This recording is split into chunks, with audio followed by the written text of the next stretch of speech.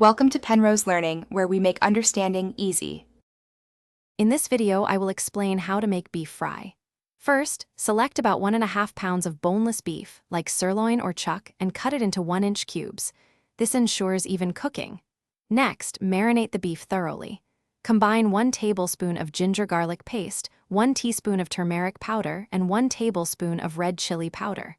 Add salt to your preference.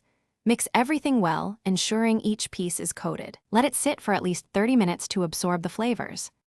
Now let's cook the beef.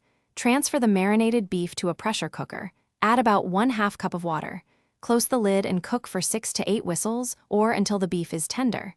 The exact time depends on your cooker and beef cut. Once cooked, let the pressure release naturally. Open the cooker and check the beef's tenderness. Drain any excess liquid, but you can save it for gravy if you like. It's time to fry the beef. Heat 3 tablespoons of coconut oil in a large pan or wok over medium heat. Once hot, add 1 sliced onion and 2 slit green chilies.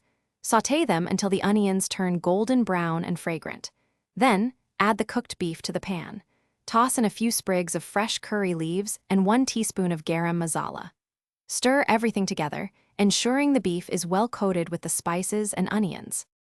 Continue frying the beef for about 8 to 10 minutes, stirring occasionally. You want the beef to develop a nice, slightly crispy exterior and a rich, deep brown color. This step enhances the flavor and texture significantly. Once done, garnish with fresh cilantro. Serve your delicious beef fry hot with rice, paratha, or any bread of your choice. It's a fantastic dish.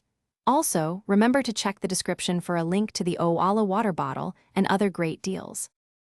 Thanks for watching. If this was helpful, leave a like and consider subscribing. See you next time.